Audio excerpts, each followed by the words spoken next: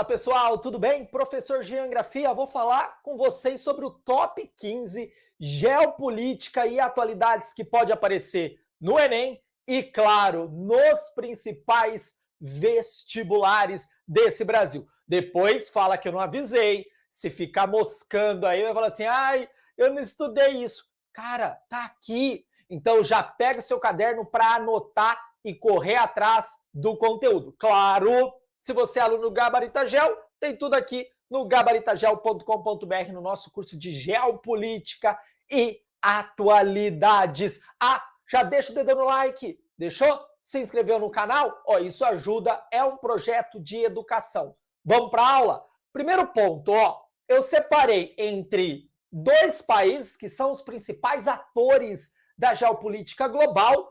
Depois eu coloquei datas importantes, eventos que estão fazendo aniversário, 10 anos, 20 anos, e depois alguns pontos que ocorreram nesse ano de 2021.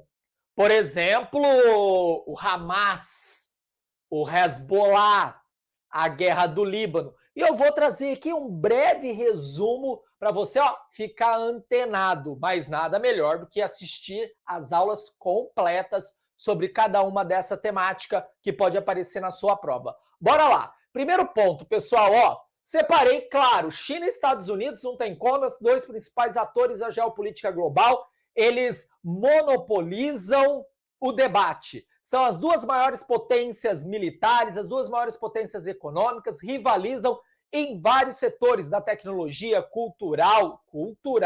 A China, na Ásia, está se posicionando muito também nessa vertente, que é uma vertente importante dentro do jogo geopolítico. Vem cá, quando eu falo de China, eu vou lembrar de Hong Kong. Hong Kong, gente, Hong Kong quer maior independência, quer sair aí da barra da saia da China, e a China não quer deixar. Cada vez mais a China vai impondo a sua força em Hong Kong. E a população e o governo e, claro, as outras potências não querem que a China passe o trator sobre o país. Beleza? Bora lá. Falei país, mas vocês entendem que é uma região autônoma. Outro ponto importante, província de Xinjiang, acima do Tibete, onde vive a minoria iugure, que profetizam o Islã. Essa minoria é muito mais parecida com a galera ali do Cazaquistão, do Quirguistão.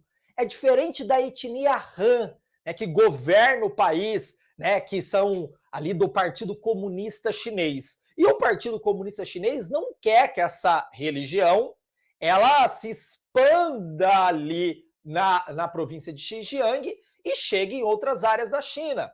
Então, o que eles fazem? Eles cerceiam a liberdade religiosa desse grupo, criando até casos relatados pelos direitos humanos de campos de concentração ali na região. Então, eles estão capturando pessoas, colocando nesses campos de concentração, trabalho forçado. Os direitos humanos já denunciou essa prática do Partido Comunista Chinês. Um ponto aí importante para o debate, já que ali embaixo você tem o Afeganistão dos talibãs.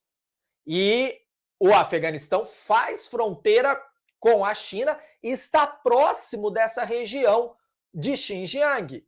Então pode ter aí uma influência dos talibãs para que esse grupo se revolte contra o governo chinês e consiga aí uma luta imaginária, claro, para uma independência da região. Tá? Então fica ligado que é um ponto importantíssimo para o debate. Mar territorial chinês, a China ela quer se posicionar cada vez mais como a super grande potência da Ásia e dominar o mar territorial é importantíssimo. E tem vários litígios ali com os países vizinhos, com o Vietnã, com a Indonésia, de onde começa e onde termina o seu mar territorial. A China diz que é mais para o interior do mar, consequentemente expandindo as suas áreas de influência, e esses países falam, calma aí, China, você está invadindo o meu território. E aí há toda uma área de tensão entre os países. A China já criou ilhas artificiais para falar que o território é dela. É um ponto também que você tem que ficar ligado. Índia. A Índia é um dos poucos países ali da Ásia que consegue fazer frente a algumas áreas com a China. Primeiro, militar. Você está falando também de um grande exército indiano muito poderoso, tem armas atômicas, como a China tem. A Índia também é um dos grandes produtores de tecnologia do mundo, softwares, as vacinas, vocês viram, a vacina da AstraZeneca, grande parte é produzida na Índia. E a Índia, ela quer se posicionar dessa forma na Ásia, mas barra com a presença chinesa. Então há essa disputa hoje entre esses dois países, principalmente ali na Ásia Central. Claro que do outro lado tem o Japão tem o apoio estadunidense, tem a Coreia do Sul com o apoio estadunidense, mas se a gente desloca mais ao oeste, você vai ter esses dois países rivalizando dentro da geopolítica da Ásia. África e China. A China hoje quer transformar a África no seu quintal, ela financia grandes obras de infraestrutura na África, ela emprega muito na África, ela está próxima a ditadores na África, ela está de olho nos recursos naturais da África para manter toda aquela estrutura industrial chinesa que é absurda. Então eles precisam de recursos. E onde tem recursos? Na África. Então a China está fazendo um novo colonialismo ali na África nesses últimos anos. Importante também. E aí, claro, a rivalidade com os Estados Unidos, gente. Rivalidade em todas as áreas. Tanto Estados Unidos quanto China ainda, sabe o que eles fazem? Coloca combustível. Eles querem ser os protagonistas. É mais ou menos aí uma Guerra Fria, União das Repúblicas Socialistas Soviéticas e Estados Unidos. É interessante para os dois países se rivalizarem, porque eles cada vez mais investem, eles cada vez mais evoluem, um competindo quanto o outro. Você vê que a China hoje tem capacidade de mandar homem para o espaço, satélite, nave. Se a gente volta 40 anos atrás, isso seria motivo de piada. As pessoas falam assim, como assim? A China acha país pobre? Hoje não. Por quê? Por conta dessa rivalidade. Estados Unidos tem a NASA. Então os chineses investem para tentar competir com os Estados Unidos nesse setor. A China hoje já é a maior produção industrial do mundo. A China já faz cenários que em 2030 será a maior economia do mundo. Terá o maior PIB absoluto. Não o PIB relativo, porque a população chinesa é gigantesca. Pontos importantíssimos dessa rivalidade. A geopolítica da informação, os aplicativos, o TikTok, que é um aplicativo chinês, aí você tem o Facebook, o Instagram, e isso é importante, porque você está falando de aplicativos que têm dados, e o TikTok hoje é uma febre nos Estados Unidos. O Trump queria até proibir o aplicativo lá no território americano, por conta dessa questão de dados. Eles disputam dados, por isso que até o curso de ciência de dados na USP fica ligado. Gente, que é top, hein? Tá na moda, tá na moda. Aí nós entramos aqui, ó, Estados Unidos da América. Não tem como tirar os Estados Unidos de qualquer debate geopolítico, geográfico, das atualidades. E o principal ponto é esse cara aqui do ano, né? O Afeganistão, a retirada das tropas estadunidenses do país asiático. Eu apostaria mais uma segunda fase, porque foi um evento bem recente, né? Joe Biden cumpriu aquilo que o Trump tinha assinado com os líderes do Afeganistão, falou assim, olha, vamos retirar. O Trump falou, tira. Aí gerou toda aquela instabilidade, os talibãs tomaram o poder antes que os Estados Unidos imaginasse, aí teve toda uma comoção mundial por conta da perseguição que os talibãs fazem às mulheres, às meninas, cerceando seu direito à educação, perseguindo a oposição, matando oponentes. Então, aquele perfil talibã de governar, como nós vimos anos atrás, que ele governou o país até a entrada dos Estados Unidos pós-atentado de 11 de setembro. Tá? Então tem que ficar ligado, principalmente fazendo uma relação com a Malala, tá? Pode ter alguma questão que envolva Malala, afegão, Estados Unidos. Migração, uma problemática gigantesca nos Estados Unidos e com a pandemia agravou ainda mais essa migração. Então, pessoas de Honduras, Guatemala, México, Brasil. Gente, você já viu aquelas imagens das pessoas caminhando de Honduras até a fronteira do México com os Estados Unidos, contratando coiotes para atravessar? E com a pandemia, a crise econômica chegou destruindo esses países, e isso aumentou ainda mais o fluxo migratório em direção ao sonho americano. E aumentou o fluxo de brasileiros. Você teve aí vários brasileiros que morreram tentando fazer a travessia do México para os Estados Unidos. A política estadunidense não mudou de Trump para Biden. Os Estados Unidos está cada vez mais ativo na fronteira, capturando essas pessoas, deportando essas pessoas. Você tem casos de família abandonar a criança no meio do deserto para essa criança ser pega e ser levada para um orfanato e aí ter residência nos Estados Unidos, ser adotada por uma família americana, é desesperador. A situação desses países na América Central é absurda, de uma pobreza extrema, vocês não imaginam. O que é Honduras, o que é Guatemala, o que é Haiti hoje? Gangues governam o país. Gangues governam o país. Tráfico de droga é um absurdo. E os Estados Unidos, ao invés de fazer o seu papel, né, de agente do mundo, poderiam financiar essas economias, melhorar a condição de vida nesses países para essas pessoas ficarem ali e não migrar para os Estados Unidos no bendito sonho americano. Questão da pandemia, é sempre interessante ligar os Estados Unidos por conta da vacina, né? As pesquisas da vacina foram realizadas lá, da Moderna, da Pfizer e também da Janssen. Os Estados Unidos foi o promotor de vacinas para o mundo. Além disso, você teve ali, né, o maior número de casos e óbitos da pandemia ocorreu e ocorre ainda nos Estados Unidos. Você tem grande parcela da população que é negacionista, que não foi vacinar, por isso que é difícil derrubar os indicadores na sua totalidade lá nos Estados Unidos. Isso reverberou no Brasil, né, por conta aí do Brasil ser um pouco ainda quintal dos Estados Unidos. Então, tudo que acontece lá reverbera aqui, reverbera. Então, nós tivemos também esse reflexo da relação de grande parte da sociedade estadunidense com a pandemia. Aí nós entramos, galera, na parte que envolve, os aniversários. Então, nós temos 10 anos da Primavera Árabe, 10 anos da guerra na Síria, e nós temos 20 anos do atentado de 11 de setembro. 11 de setembro, o World Trade Center foi ao chão com 2 aviões da American Airlines sequestrados por terroristas liderados por Osama Bin Laden. Além disso, você teve mais um avião que se chocou ao Pentágono e outro que foi, né, derrubado lá pelas próprias pessoas que estavam dentro do avião, lutaram contra os terroristas e tal. Gente, isso aqui mudou a história do mundo. Mudou a história do mundo. Demais, absurdamente.